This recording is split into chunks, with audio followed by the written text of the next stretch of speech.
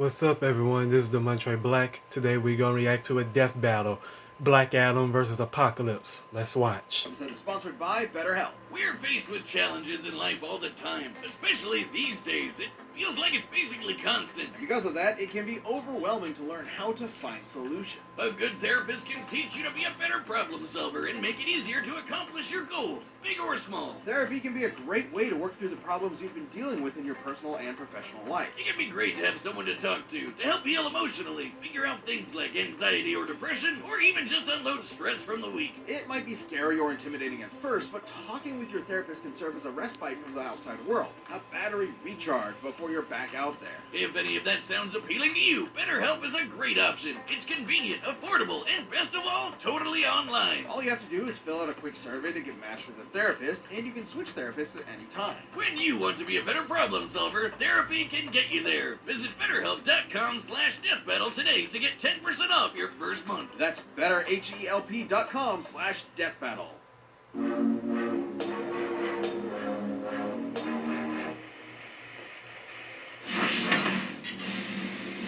Black Adam, DC's ferocious champion of Shazam. Apocalypse, Marvel's baleful mutant conqueror. Anubis, Thoth, Ra. For over 30 centuries, Egyptian mythology spawned countless legends. And we've got comics' biggest baddies this side of the Nile. He's Wiz and I'm Boomstick. And it's our job to analyze their weapons, armor, and skills to find out who would win a death battle. You've heard of Gotham, the Mascara, Metropolis, just a few of DC's unique tourist spots. But there's another. South of the Mediterranean Sea and north of the Sinai Peninsula rests the sovereign nation of Kahndaq. While those spots have Superman and Batman solving crimes like it's magic, Kahndaq's got an actual magic man saving them, Black Adam. Long ago, Teth Adam and his people were enslaved by the conqueror Ebok and his army of barbarians. All he had left was his nephew, Amon. Upon fleeing certain death, the two stumbled onto the Rock of Eternity, a mystic lair that has defended magic since the dawn of time. Here, the two earned an audience with the lair's masters, the excellently named Council of Wizards. Seeing the purity in little Amon's heart, this wannabe Gandalf decked him out with super magic. And being the nice guy he is, Amon shared some magic power with his uncle. Spoiler alert! Not his best idea. They returned to Kahndaq to free their people, but their methods reached an impasse. Amon wanted to use his powers to resolve matters in a peaceful fashion. However, Teth Adam desired vengeance, emancipation through slaughter. So Uncle Ted sat his nephew down, man to man, looked him straight in the eyes, and then frickin' killed him. Then used his borrowed power to steal the rest of the super magic. You know what they say, no nephew, no problem. With the full might of the wizards at his fingertips, Black Adam annihilated the barbarians and freed his city. Suffice to say, he's not exactly your typical hero. Even the superhero A-listers don't try him, and for good reason. Kmart Merlin here didn't give Adam some nerdy wand, but that dope shit, the living lightning. While it may function just like real lightning, this living lightning is among the most potent spells in comics history. It's magic lightning. You ever see normal lightning kickstart a giant's heart and juice up the Flash? Because Black Adam's lightning did, and activating it is as easy as saying the magic word, Shazam! Wait, hold up, that's Billy's word. Shouldn't he shout like, Black Adam, or Shazoo? Remember, Kmart Merlin? This is Mamaragan, the mightiest of the wizards. To better protect the multiverse's magic, he promotes individuals to be his mythic champions. Black Adam is one of the first. So, kind of like Shazam with another name. I like my idea better. Shazoo! It really lets you know you gotta be quiet, like when you're in a zoo or, the animals will kill you. Wait, is that not a real thing? Can I talk at the zoo? But when Teth Adam shouts his magic word, lightning pours from the clouds, transforming him from meager human to Wizard Jesus. And vice versa. Simply put, Black Adam is imbued with the powers of God.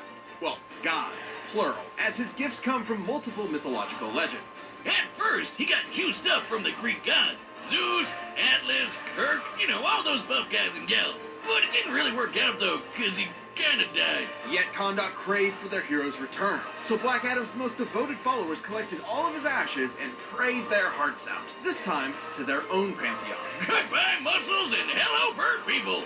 Black Adam was reborn, now with the powers of the Egyptian pantheon. gods like Shu, Amun, and Horus gave Adam the basics: super strength, speed, flight, and an undying body. But the real magic's with the other three. The power of Aten channels the living lightning throughout his entire body for combative purposes, and the wisdom of Zehuti improves Black Adam's strategic thinking. It's a council of knowledge from the gods that clues Black Adam in on how to defeat his enemies. Like, for instance, when evil Joker Batman drove Billy mad, Billy went all King Shazam on Kondak. But guess what? Zehuti had Black Adam instinctively lead Billy into a trap to destroy his ass with the power of Sunday prayers. Hallelujah! Holy shit! And finally, the courage of Mehen. Besides minor healing and resistance to mental attacks, Mehen's power granted Black Adam an indomitable will. It's got him through some really rough patches. His family? Dead.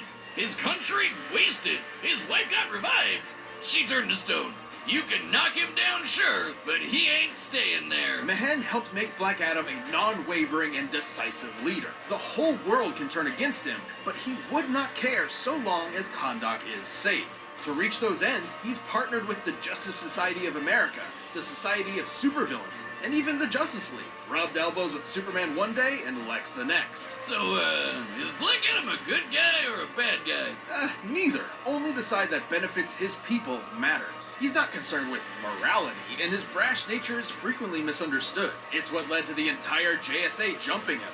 Twice. And they still couldn't check him. Adam's just built that different. Black Adam caused sandstorms with a single clap, pushed the moon, and killed the 4 horsemen of the apocalypse. One time when space cultists came a knocking on Earth, he fought side by side with his best bro, Sinestro.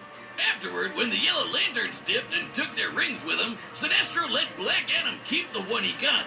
Now that's a bromance. And can I just say, Black Adam makes a mean lightning tiger. He murdered the Council of Wizards and later endangered Momragan himself. And the Almighty Wizards are part of the Quintessence, basically DC's gods who watch over the multiverse. No surprise, since Black Adam effortlessly broke Spectre's body, another Quintessence person. Sure, he's torn off Hawkman's wing and tried to kill Wonder Woman, but through the eyes of his people and loved ones, Black Adam is a hero. A moment's gaze from their idol is all they need to carry on living. So invaders beware, no one's truly safe from the true, savage champion of Shazam. Ah shit, I was kinda hoping I'd transform there. Shazoo! Let me tell you about one of my favorite graphic novels. It spells the end of all days, when madness reigns supreme and order is shattered. Mounted upon white horses, death, destruction, pestilence, and famine bring about a world anew. It gets dark as shit, like literally, and I'm there for it. Are you talking about the Bible? What? No, this is a Marvel comic. 5,000 years ago in Marvel Comics, the Egyptian Aqaba tribe birthed something terrible. An ugly child. To them, he was a demon. Like a mix between Great Value Thanos and a box of chalk sticks. So they midnight dumpster babied his ass in the desert to die. Luckily, Baal of the Crimson Sands tribe saw it differently. Within this child, he saw a conqueror. He raised him as En-Saba-Nur, the morning light. And above all, he taught him one major lesson. Only the strong survive. Nur became a warrior, same as his peers, but his physical differences made his experience unique. He was stronger, smarter, and hated. Even to these people, he was an outsider. Then the Pharaoh killed Baal and enslaved Nur. Dude had no one left on his side except for this chick who he had a thing for. But everyone he meets apparently just wants ugly people to die, even when he saves their life. Shit, just swipe right, girl. Goddamn. And so he embraced the perceived truth. If he was a monster, he would prove it. Betrayed by all and respected by none, if no one would care for En-Saba-Nur, they would all fear Apocalypse. Long story short, he's a mutant. And not just a creepy looking dude like Beak over the... Oh, God, I almost threw up in my mouth a little bit. Anyway, he's got superpowers, and they're on a whole nother level. He has inhuman physiology and intelligence, along with complete control over his molecular structure, allowing him to reshape and mold his body however he pleases. Yeah, but I guess he's too proud to just, turn himself into Jason Momoa or something. With the combination of his not-so-screwed-tight tactical brain and prowess, Apocalypse conquered Egypt, leading it into a prosperous age with an iron fist and an ocean of blood. He then set his sights on the very world itself. Just one problem. The world had a bunch of X-Men and Avengers running around stopping his world domination. To accomplish his big dream, Apocalypse needed something more. But that would all change upon the arrival of a certain mutant messiah. Okay, so first, Apocalypse found some space tech that belonged to Celestials, basically Marvel's gods. Despite its amazing potential, he wasn't able to make use of the technology until the time traveler Cable showed up to kill him. Instead, Cable accidentally infected Apocalypse with the techno-organic virus, a disease that turns organic matter to futuristic technology. Turns out, this is exactly what Apocalypse needed to access the Celestial tech. With the promise that he would repay the Celestials later, he was bestowed a gem that would change the game forever. This is a Death Seed, a celestial artifact with the purpose of leading Earth into a higher evolved form. By injecting a Death Seed into someone, they are transfigured into one of Apocalypse's horsemen, a being of incredibly fatal power. Don't forget about that techno-organic virus either. Controlling the virus means controlling all technology with your mind. Cable couldn't tame it, but Apocalypse's power is so vast, he had no issues controlling it. So, take a god pyramid, add a super tech virus, multiply the X gene, and what do you get? An Apocalypse who is unrecognizable from his meager past. With these three under his command, any superpower you can think of is now at his disposal. Apocalypse can teleport, blast all sorts of energy, turn invisible, regenerate limbs, read minds, and friggin' fly. Look at him whiz! He's got his hands behind his back and he just doesn't give a shit. And most impressive is his ability to siphon energy. He once absorbed Cyclops' laser with his bare hand, the same laser that can split planets. It wasn't long before the virus incorporated technology into his molecules. With mere thoughts, he can construct fake bodies, entire robot armies, and even morph himself into a kaiju. At his peak, virtually no one stands a chance. On a bad day, Apocalypse bodied 6 of the strongest X-Men in a minute. His telepathy alone contends with Jean Grey, one of the greatest psychics in Marvel. He's out-muscled and outpaced both Hulk and Thor. And we all know how crazy those two are. We're talking about heroes able to destroy the Marvel Universe. And in an alternate timeline, Apocalypse even slaughtered a Celestial with his bare hands. His bare friggin' hands! Wow. Way to pay him back for that solid they did you, bro. With that Death Seed in tow, it's hard to attribute Apocalypse as anything but a force of nature, especially when said Death Seed has mutated beings capable of fighting the Phoenix Force, a cosmic entity and the primal force of life. In fact, Dr. Doom claims the Death Seed is directly comparable to the Phoenix itself. So much pain. So many bodies. Apocalypse is an agent of war and has the scars to back it up. And even when someone manages to take him down, so long as he's got blood, metal, and that Death Seed, he'll just keep coming back again and again and again. Ball would be proud. For what is more inevitable and more dramatic to the annihilation of humans than the Apocalypse himself?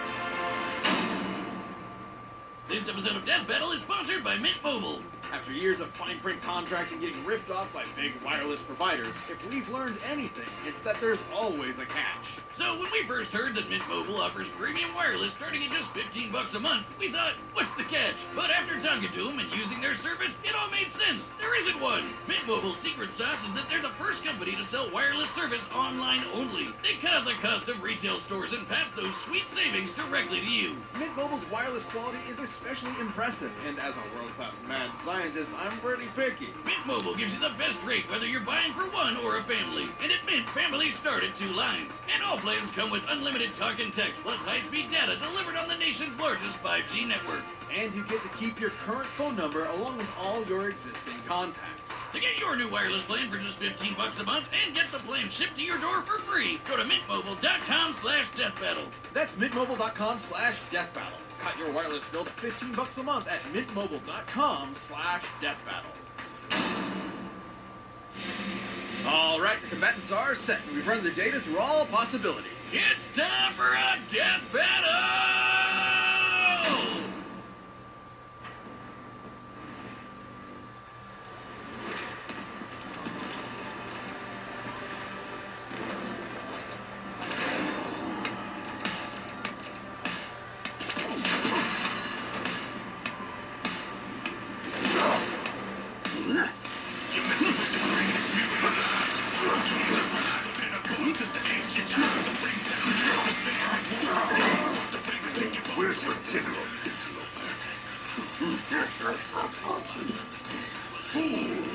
Superhumans into the one mutant sanctuary.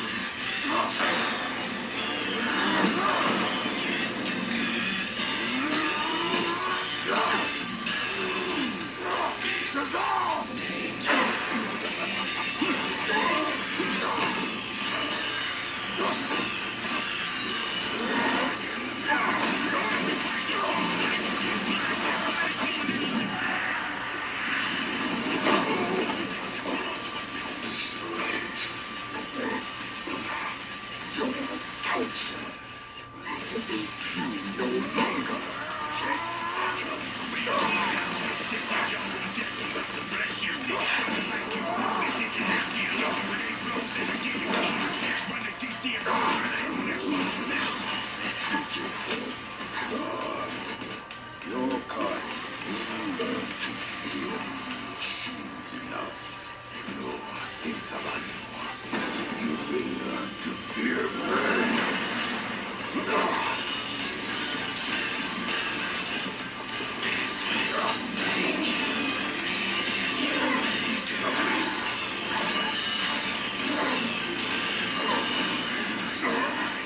Get the hell out of my country.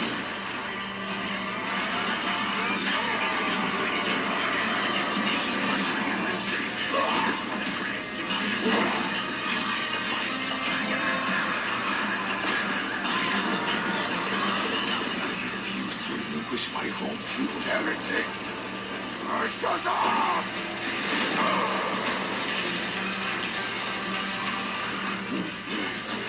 Your fingers have spilled to Shazam! Oh, shit.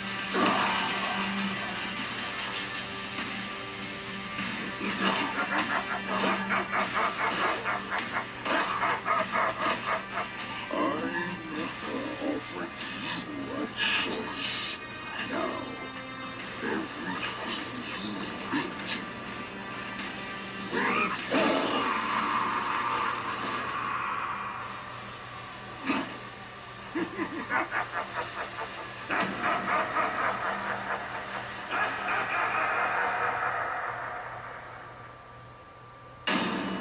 KO! And Savanur sure brought the apocalypse to Kahndaq. And our camera, goddammit! Whiz, that's gotta be like, what, $30 whole dollars? Man. This result surprised us. For what it's worth, both Black Adam and Apocalypse displayed ludicrous levels of godlike ability. Both of their power supplies compared to cosmic beings like the Phoenix and Super Gandalf, and both fought heroes like Thor and Wonder Woman. Right, the victor could not be deduced by strength and speed alone. Rather, it depended on how their abilities countered each other. In that regard, Apocalypse held many advantages. For starters, he could one-up the living lightning. For almost any power Black Adam had, Apocalypse had a better version of it, and then some. Frankly, half of Black Adam's pantheon granted him abilities that Apocalypse possessed through his mutant genes alone, notwithstanding all his other abilities from Celestial Tech, the Techno-Organic Virus, and the Death Seed. Well, Black Adam did have something Apocalypse didn't. The wisdom of Sahuti. Big Brain God could definitely clue him in on that Death Seed stuff. And without a Death Seed, Apocalypse would not have fared nearly as well against Black Adam's strength and tenacity. So to win, Black Adam would have needed to figure out how to destroy the Death Seed, but Apocalypse could defend against that and had way more options for his own victory. His telepathy got the best of Jean Grey, and there's no reason Apocalypse couldn't mind-read Black Adam. The courage of Mehen may have safeguarded him from mental attacks, but it never made him immune to telepathy outright. But most importantly, Apocalypse could absorb all of Black Adam's energy powers and turn him right back around. The living lightning may be enchanted, but it is still lightning. Its frequently displayed properties of ionized energy. Thus, there's no reason Apocalypse couldn't absorb it for himself. Plus, it's been shared between people many times before, and the more it's given to other hosts, the weaker the original bearer becomes. Hell, stealing the power of the living lightning is how 10th Adam became Black Adam in the first place, so Apocalypse could do the same. By slurping up Black Adam's magic, Apocalypse grew in power while Black Adam got weaker. It was only a matter of time before Black Adam was literally helpless against the end of all things. Black Adam may have been power incarnate, but Apocalypse's wide array of powers and specific counters to the living lightning meant he could rise to the challenge. Ted thought he had him, until Noor gave him the boot. The winner is Apocalypse. If you like the death battle, give a thumbs up. I'll see you on my next reaction. This is the Montre Black. Peace.